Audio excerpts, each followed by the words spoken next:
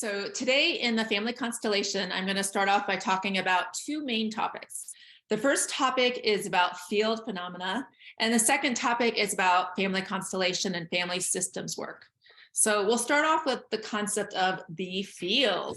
There's a lot of research in the Galapagos Islands about how traits or behaviors get passed on between the islands, even though there's no known way that they could communicate. And the theory is the field of telepathy, or in the field. There's a invisible communication that exists between species. And we see this in flock of birds as they fly across the sky and they know just when to turn. We see this in schools of fish, termite population, ant populations, and also in human populations. We are always in a field.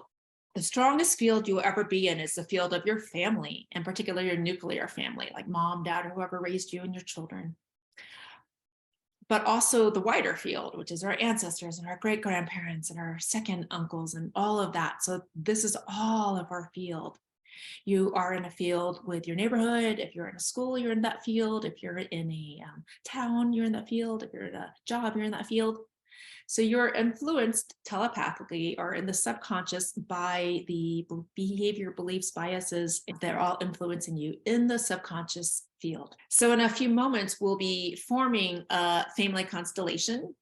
And the goal is to let the people, the representatives in the field, work it out on their own to find a place of harmony or a place of resonance where there was previously an energetic block. Oftentimes after constellations, things like finding a partner, if you've had a long streak of being, or your whole life of being single, could clear, or mysterious illnesses, or like mysterious blocks on making money or blocks on career. Those are all the kind of things that could get healed through this work. So Bert Hellinger was a psychologist that invented family constellation theory. And there's a few what he calls orders of love. And these are like laws that precipitate this work. And one of them is that the law of order, that whoever's older comes first, like if it's an older sibling and the younger come next. So sometimes it's the child that is more of the parent, maybe the parent was unavailable, or the children need to take care of each other, when really what they needed was a parent, not a sibling, to take care of them. Then the orders get switched. And so part of the work is we need to restore the order where the older come first, and the suffering we want to give back to wherever it came from. And also another similar theory is the older generations give and the younger generations take. So in many, many, many family systems, this gets skewed where the younger generation has a heavier burden of responsibility or to heal, like perhaps the parents are fighting and getting divorced. And so subconsciously, the child might take it upon themselves to heal that family cord or the family theme, or maybe there's a death in the family, and often the child takes it upon themselves to help heal the older people. So another law is called the suffering obligation of love, where as a child comes into this world and just through a subconscious obligation takes on the notion that says, Mom, I'm not going to suffer more than you are. Or for a man, Dad, I'm not going to be more of a perpetrator than you are. In other words, I'm not going to be worse than you are.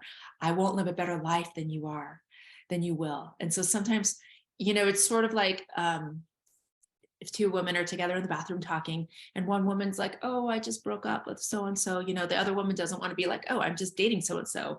Instead, to have a deeper connection with that person, you want to go one down rather than one up the person.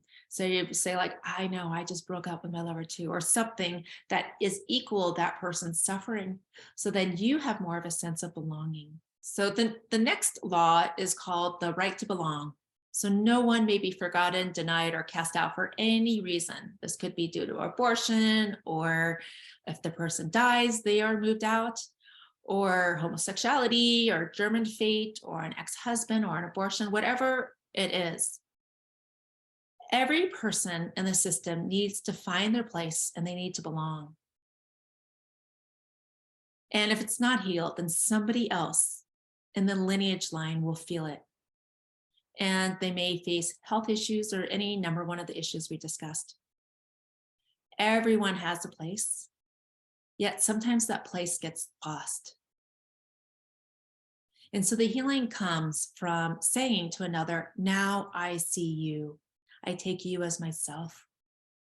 We were unable to see you before, but now there is a place for you. Another order of love is called the suffering obligation of love. And this looks like where one might say, Mom, I will carry a heavy burden so that you don't have to. Or Dad, I will be a perpetrator just like you so that you don't feel less guilt. Mom, I'll be a better victim than you so that the perpetrator will choose me instead. So the kid sees the parent suffering and they want that to be less. And so they vow to never live a better life or have a happier life than their parent. To honor you and to ease your suffering and to amend that bad experience that you have in your life. I will be like you and I will not live a better life than you. I promise. So we want to look for these gaps in the family system and eventually come to a resolution around them. So traumas and tragedies get tracked in 7 generations before and 7 generations after. The only thing that lasts longer than 7 years is murder. And the strongest bonds are marriage, parent-child relationships, first loves, and the murderer. The person who kills another person gets interwoven into that family field and vice versa. So the murderer joins the family system. And then oftentimes we'll start to see downstream when, these things are not talked about, they're pushed under the carpet, it's pain in the subconscious. We'll start to see schizophrenia, which is a splitting of the personality. And then after that, you may start to see bipolar and borderline personality disorders. The perpetrator and the victim get mixed up in the scenario. And then, of course, comes depression and alcoholism, suicide, back pain, shoulder pain, neck pain, and a slow pull towards death. And so the family constellation work is a great way to go into those subconscious fields and recode them. Sometimes it's simply through having a better understanding of the truth, even though the truth may hurt. Sometimes just hearing it. And then I often ask if that person needs anything else, to say anything else, to ask for forgiveness or to forgive, or if there's anything else they need. And this is the way that we find resolution and hopefully peace, which will then hopefully lead to your own inner personal freedom. So the way this is going to work, we call it triple blind, where nobody's going to know except for me who you are going into the field. I'll ask for who participants wants to go first, and then I'll just slip a piece of paper into your pocket, and the field will kind of be the rug here. And once you go in, you don't have to do anything. You just have to feel and see what happens. And I'll just kind of be the facilitator, checking in with how you're doing and how you're feeling, and just let the process move through you. And when you're in the field, you're allowed to move anywhere within the field. The last one we did, people wanted to leave the field. That's okay too. I prefer you stay here, but if you need to leave, it's okay. Does anybody have any questions before we get started? Okay, good. Okay. I'm gonna watch first and then I'll get to it. Yeah. That's I'm trying fine. to follow it. Yeah, you'll get the hang of it pretty soon. I feel this one is lost, and this one is lost wants to know the answers, but doesn't know where to go. I think that's what this one's feeling right now. Why don't you just stay with that for a little bit and I'll focus on somebody else while you let that process through. Okay. Which of you two would like to share? This one was just like a constant focus that this one felt like they were carrying a lot of weight, a lot of stress, like secrets, and just this constant draw of like, please come in, let us, let take care of you, help you. It's like literally the opposite of what it was previously. Like, I just want you to come in and feel, warm and relaxed and loved. I feel like saying it over and over again. Stop. Stop blaming me. Ah! Whoa. Stop. Mm-hmm. Stop it. Mm-hmm. Stop. This person, by the way, is the representative for you, who everybody in her family blames. Ah, I'm so angry right now. My hands are shaking. I can't control it. Okay. This one. Great. Is there anything you want to say to this one?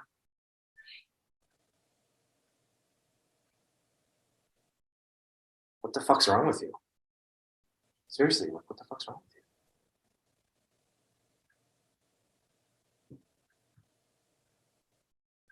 Ouch. Pain. I didn't mean to hurt you, and I see that I have. How have you? I don't know. But I see that when you look at me, you feel pain. That when you look at me, you feel stress, you feel anxiety. And part of me wants to stop that feeling, but doesn't know how. And the first instinct is just to go somewhere else. Yeah.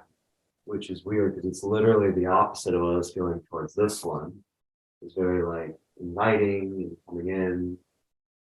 For this one, it's very like, I feel if I'm in your presence, I'm just causing you pain. Nothing has lessened.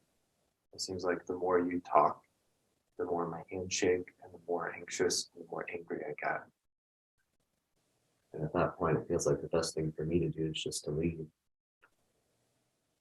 Okay, so while you're all in the peak of the entanglement, like we could say this is the peak, I'm going to bring one more person in to add one more entanglement. Could be a big one.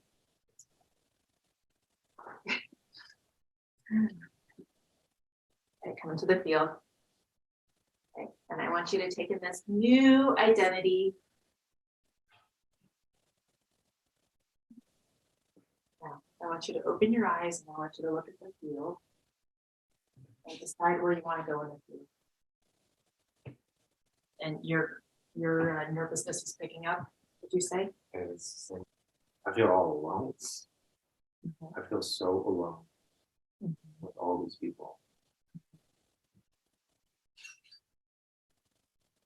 And I have to hold on to this anger Mhm. because it hurts too much not without the anger. Mhm. And it's really sad. It's really sad. It is like catastrophically sad. Oh my gosh. I would stand close. Work around there.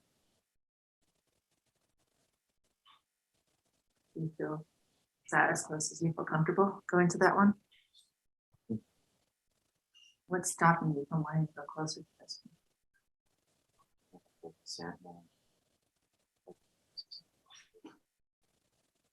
You feel like this one's mad at you? Only question that wants to come up is like, what did I do? Good question.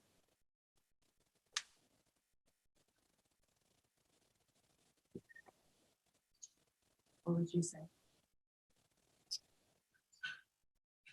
Okay, just feel into that.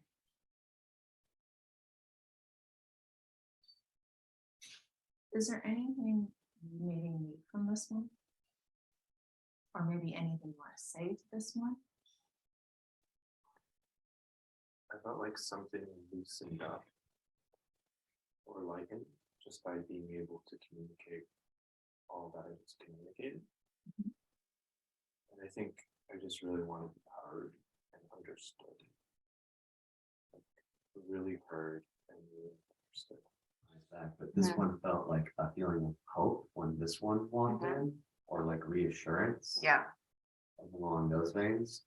And then other thing, which it might just be because it's a statue, but this one Mhm. like constantly had to work to remember this one was here. Mhm. But is in the back of my mind is like thinking of this one and this one. It making sure they're okay, kind of way, like checking in, while knowing that this one Mhm. has difficulty with this one, like resentment, frustration, stress. Mhm. And there's sort of this distance where it Yeah, feels like every totally. time I get close, I feel like I'll cause more damage. Yeah. Is there anything either of you need from one another or from this one? I want to know what this one means. Yeah, good question. Sure, it's just the word of constant. Say that once you started talking and you started talking about what you needed, the tension and the anger lessened significantly. Because I feel like you guys are actually, these ones are communicating with me finally, like finally authentically communicating. Yeah, good. So which one do you want to, I'm going to suggest something for each of them. Which one do you want to do first? This one or this one? I feel like This there's one. more Yeah, I think pain so. too. Okay. between this Okay. dynamic. So I'm going to suggest something and you could like put in your own words or change whatever I'm going to say, or you don't have to say it. It's just a suggestion. I'm sorry. I'm sorry.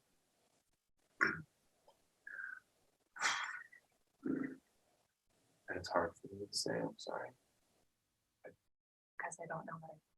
because I don't know what I did. Yeah. So I'm just going to tell everybody in the room. This is her son that we're pretty sure committed suicide. I mean, he killed himself, but we're pretty sure it was a suicide. And this is right here, mom. So it's a big mystery as to what she did. And she's been for 2 years trying to find the information about how she could have been a better mom and what she did to create this whole situation. When this one was saying they didn't know what they did wrong, this one felt anger. How did you not see? I think that's the Yes. sentiment. It was this one, as soon as you said it, Yeah. was how could you not have seen it? Right. Um, And that's exactly the family dynamic. That's why everybody's blaming. How could you not have seen this? this one felt some sort of responsibility that this one also didn't see it too, but is angry and trying to put it on that one, on this one. So does anybody have any ideas about what you need? I don't know, but this one wants to hold that one's hands. I think this one. I think this one just wants this one, to feel that I want to be there for you. I think. And this one feels comforted by this. And it's helping with the pain. I think the hardest thing is that I would have done anything if I had known, or if I could have seen it. I would have done anything. My love is so vast and unbreakable.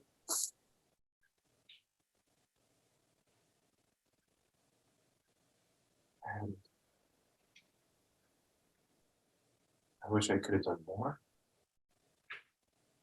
but I just couldn't see it.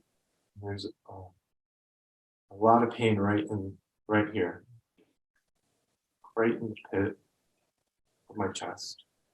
And it's your pain. I'm holding on to it. I feel like I have to punish myself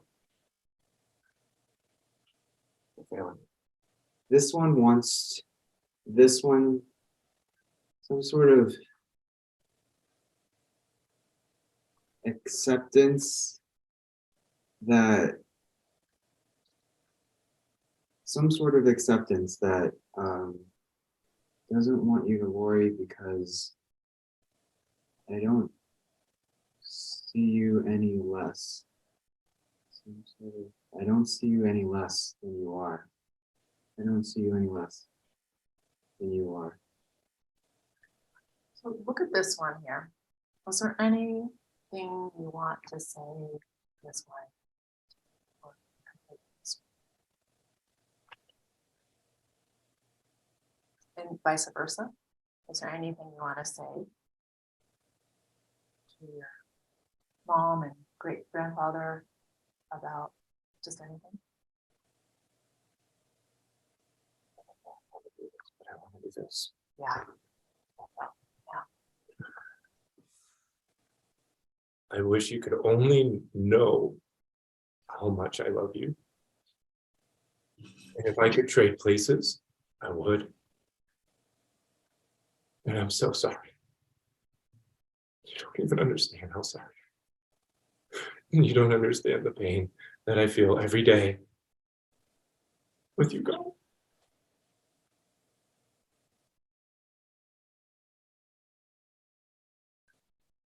I wish you could forgive me too. And I know why.